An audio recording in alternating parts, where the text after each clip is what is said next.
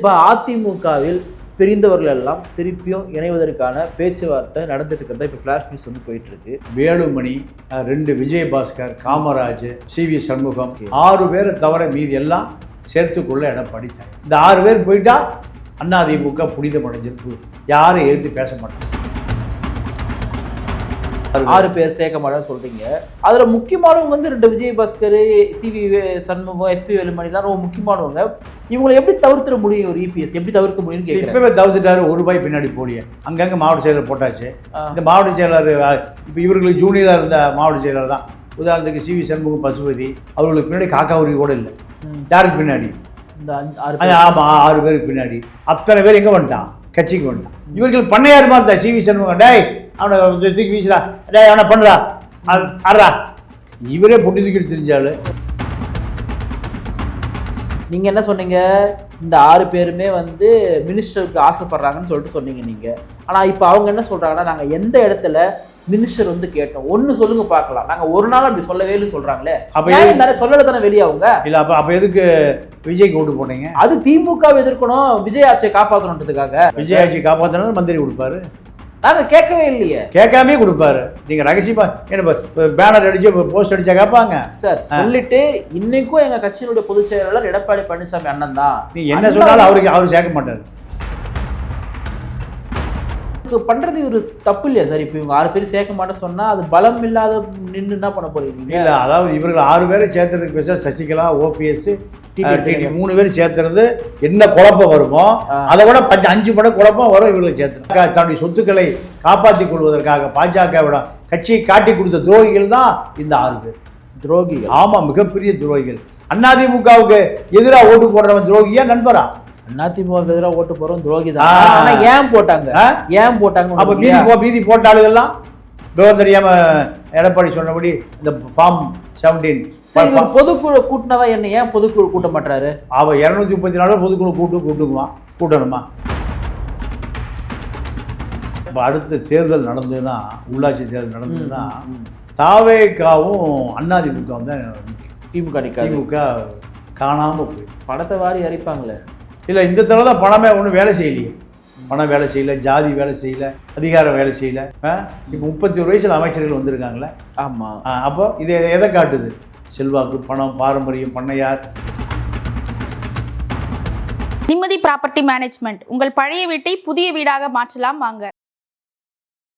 Voice of Tamil Nadu பார்வையாளருக்கு வணக்கம் என்ற சிறப்பு நேர்காணலில் நம்ம இணைந்திருப்பவர் மூத்த பத்திரிகையாளர் திரு தமிழா பாண்டியன் அவர்கள். சார் வணக்கம். வணக்கம் சார். இப்போ அதிமுகவில் பிரிந்தவர்கள் எல்லாம் திருப்பியும் இணைவதற்கான பேச்சுவார்த்தை நடந்துட்டு இருக்கிறதா இப்போ ஃபிளாஷ் நியூஸ் வந்து போயிட்டு இருக்கு.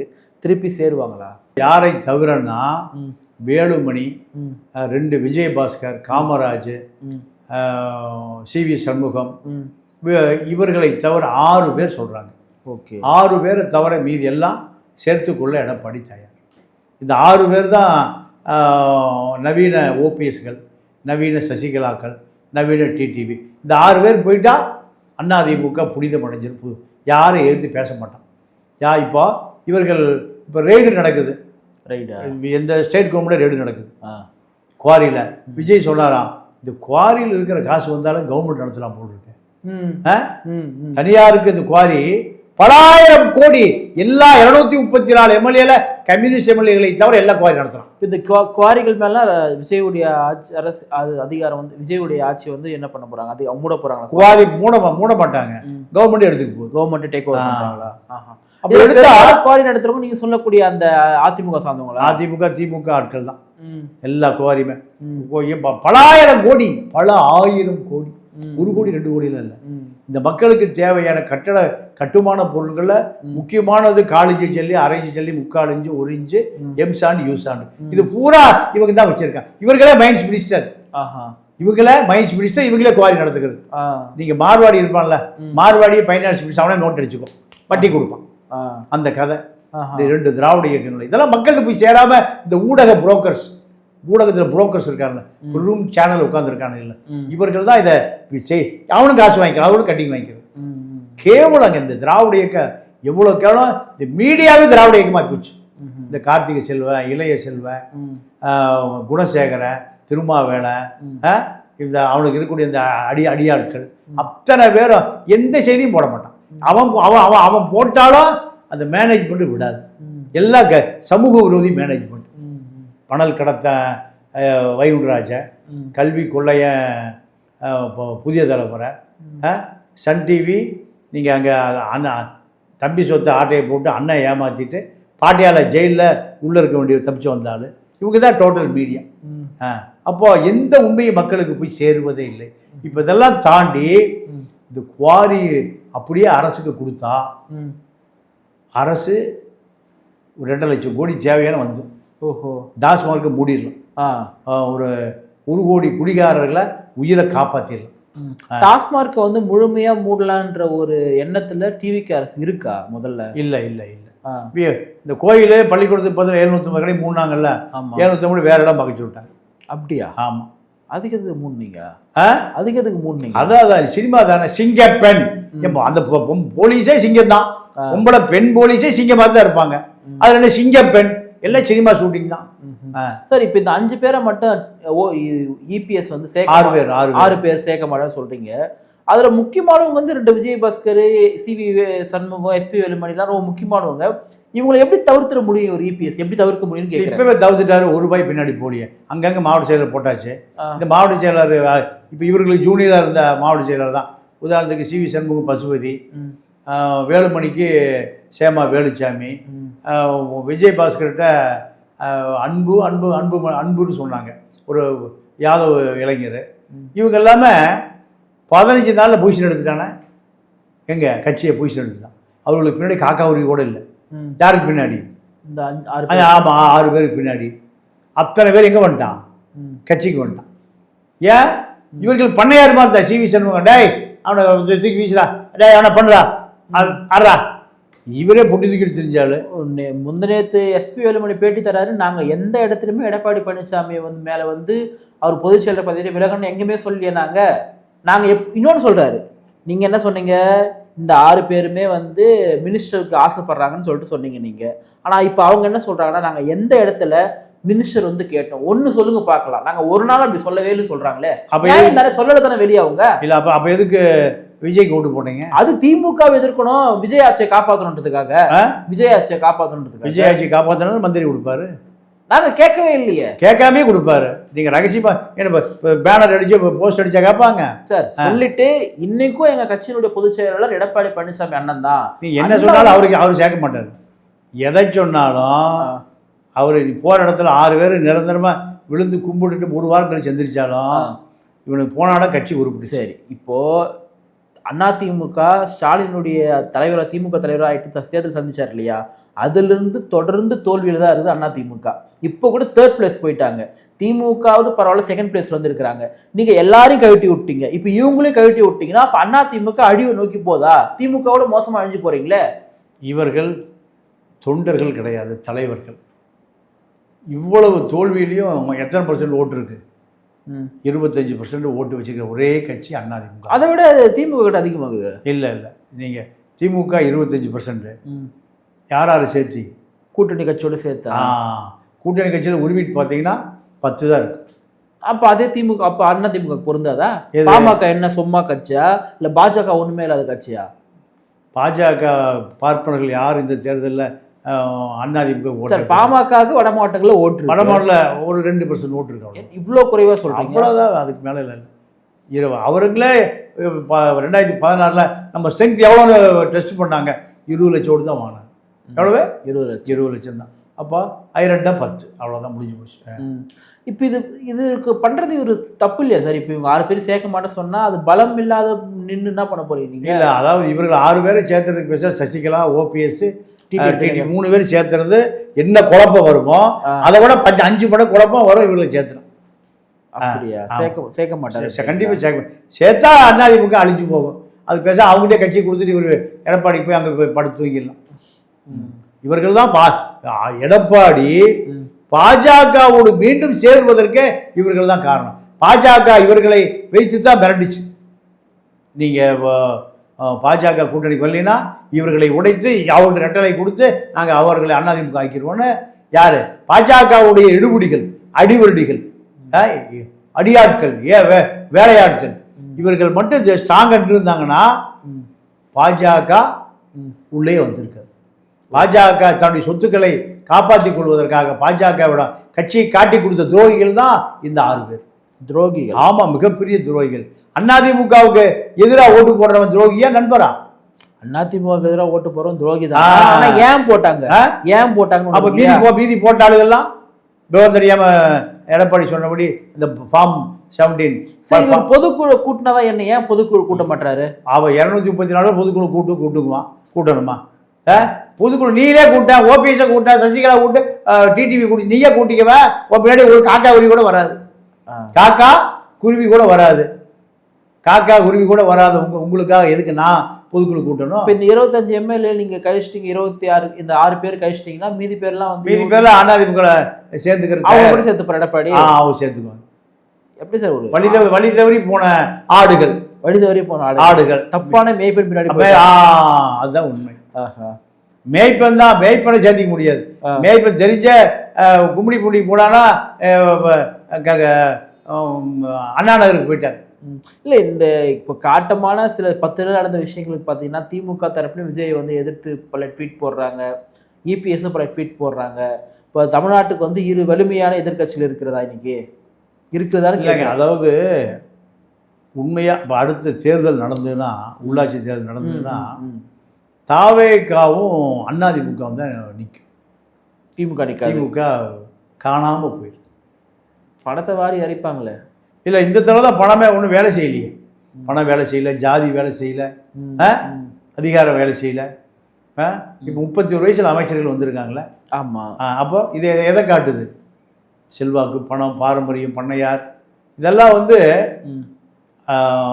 67 அண்ணாதுரை அமைச்சரை வந்து இப்படி தான் இருந்தது. ஆமாம். காங்கிரஸ்காரன் பூரா எல்லாம் வந்து காரில் தான் சென்னைக்கு வருவான்.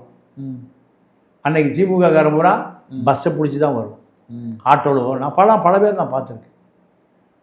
என்னென்ன 77 பழைய சட்டசபை எம்எல்ஏ ஹாஸ்டலுக்கு வந்து சேர்ந்தவன் நான். அப்போது அன்னைக்கு அதிமுக திமுக எம்எல்ஏக்கெல்லாம் இப்படி தான் இருப்பான். எம்எல்சி இருந்தாங்க அப்போல்லாம்.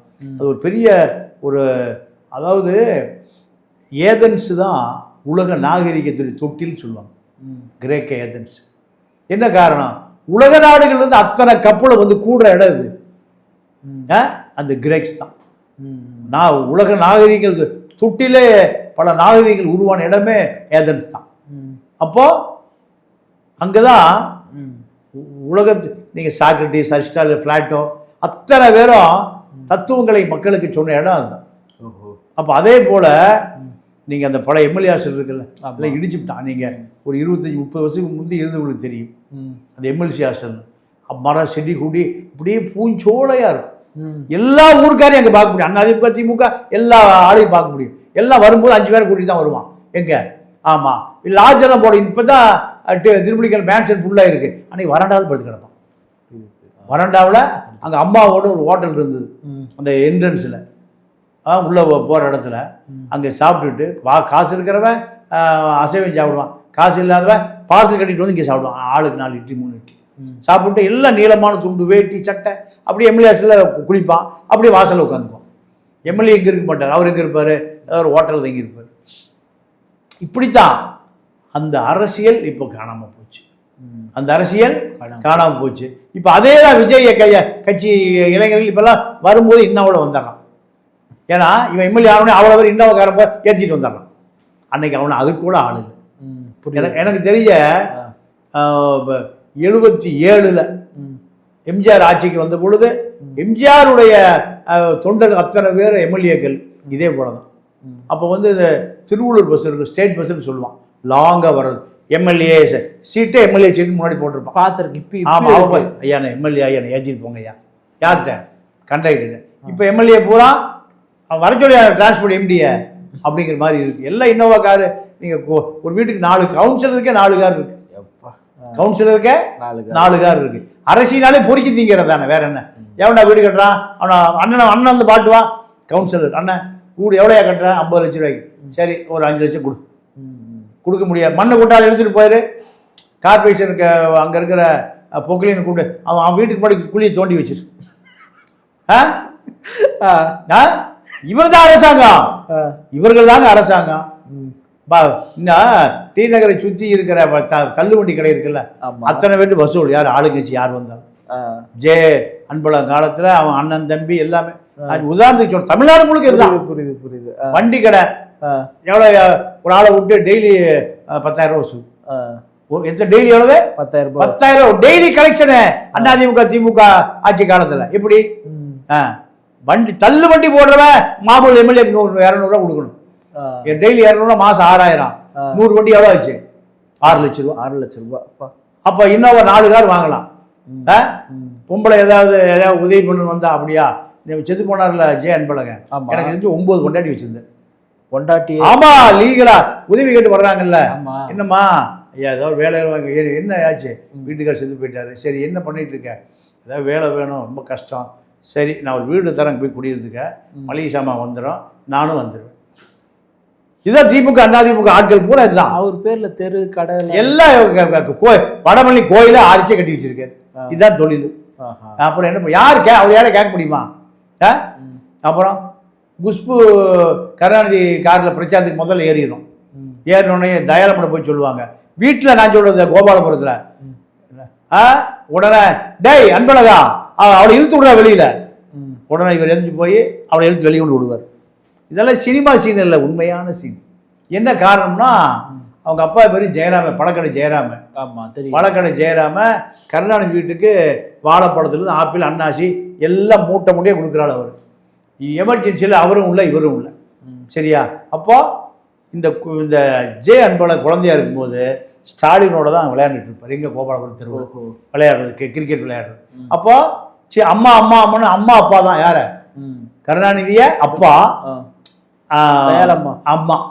அப்போ அவரும் ஒரு பிள்ளை மாதிரி. அப்போ அந்த உரிமையில அவளை இழுத்து விடுற வெளியில யார? குஷ்புவை. இவன் என் காரில் அவர் கூட போறான். இப்போ இதுதான் திராவிட இயக்கம்.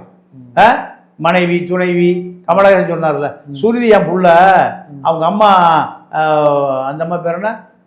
வாணியா? இல்ல சுருதி அம்மா பேரு சரிதா. சரிதா அம்மா பொண்டாட்டி இல்லை. யார் சொன்னது? கமலஹாசன் சொன்னார்ல, சுருதி என் புள்ள, சரிதா என் பொண்டாட்டி இல்லை. இதை கருணாநிதியே 50 வருஷத்துக்கு சொல்லியிருக்காரு. கனிமொழியின் மகள், கனிமொழியின் தாயார் தான் தர்மாம்பாள், அது எனக்கு பொண்டாட்டி இல்லை. இப்போ அது ராஜாத்தியம். இதுதான் திராவிட இயக்கம். அசிங்கங்கள் தான் திராவிட இயக்கம். இதெல்லாம் உடைத்து சுக்குநூறாக்கி இப்போ யார் வந்திருக்கா? இப்போ பெரிய அசிங்கம் வந்திருக்கு. அப்படி சொல்றீங்க? வேற என்ன, அங்கே பொண்டாட்டி இல்லை புள்ளை இல்லையே, பஞ்சாயத்து பண்ணிட்டு இருக்கேன். பொண்டாட்டி பிள்ளைலாம் எங்கே இருக்குன்னு தெரியல. அவன் இன்சியிலே மாற்றிட்டான். அது நல்ல வளர்ப்பாங்க, அம்மா வளர்ப்பா இருக்கு. இது அசிங்கம் தானே. இதையும் சரி பண்ணுமா இல்லையா? ஒரு எடுத்துக்காட்டுங்கிறது காமராஜை போல இருக்கணும், கக்கனை போல இருக்கணும், பெரியாரை போல. யார் விரல் நீட்ட முடியுமா? நான் சொல்ற தலைவர்களை யாராவது விரல் நீட்டி பேசிட முடியுமா? அதாவது சொல்லுவான், ஒரு விரல் உங்களுக்கு காட்டும், இன்னொரு விரல் என்ன காமிக்கும். அப்படி யாரையும் சொல்ல முடியாது. துண்டை ஓதி தோல்டு ஓட்டு போய் செத்து போன தலைவர்கள் அவர்கள் தான் நமக்கு வழிகாட்டி, இவர்களா வழிகாட்டி. அப்போ நிகழ்ச்சியில் பங்கேற்று பல்வேறு கருத்துக்களை பகிர்ந்தமைக்காக நன்றி. நன்றி, வணக்கம்.